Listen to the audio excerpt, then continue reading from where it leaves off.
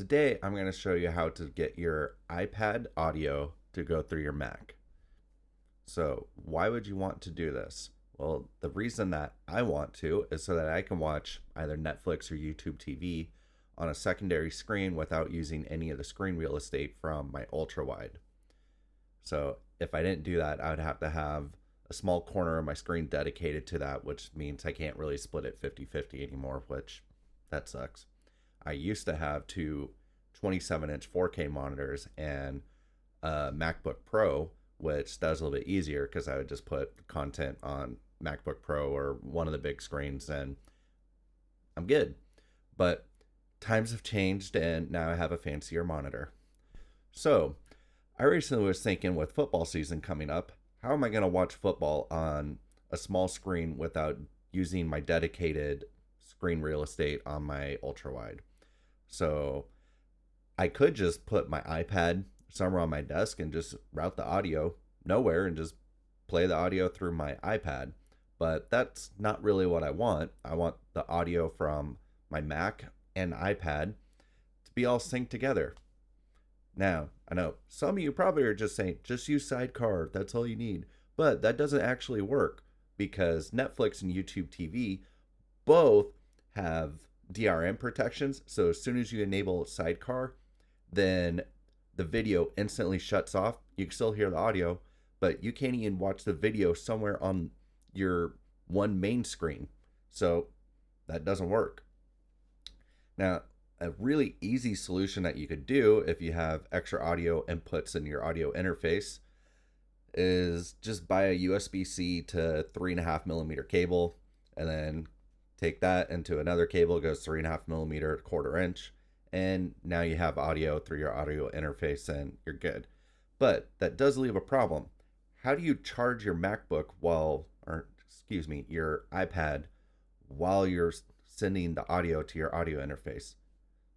You can't. So I looked for a solution that would work with just a single cable USB-C to my MacBook. And what I found is, if you go into the audio Midi setter or audio Midi setup, once you plug in your iPad, you can see right here, you get the iPad. Just click enable there, and now you have it as an audio input that you can see in your DAW, which that's great. But what if I wanted to record guitar shit while I'm sitting here and watch football? Well, I don't want to have another channel in my DAW dedicated to that. So that brings me to the actual solution to this problem.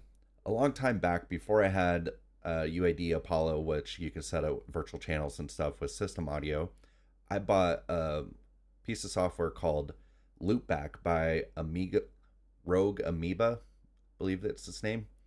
And what that lets you do is do all kinds of fancy audio routing anywhere. So you can take audio from specific programs, specific inputs, whatever, and route it to your heart's content within this piece of software right there.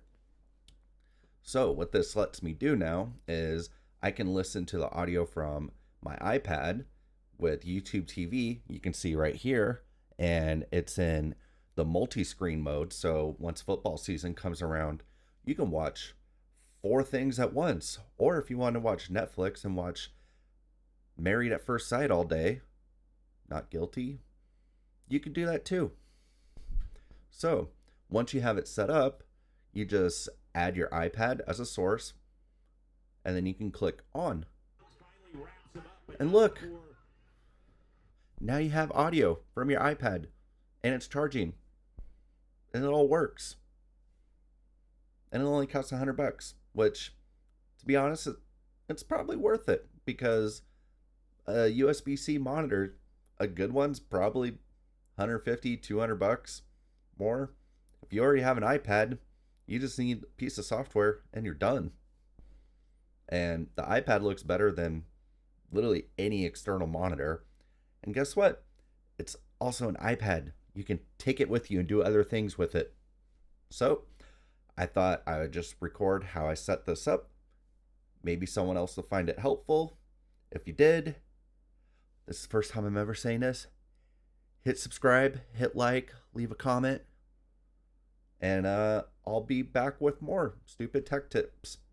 Thanks. Bye.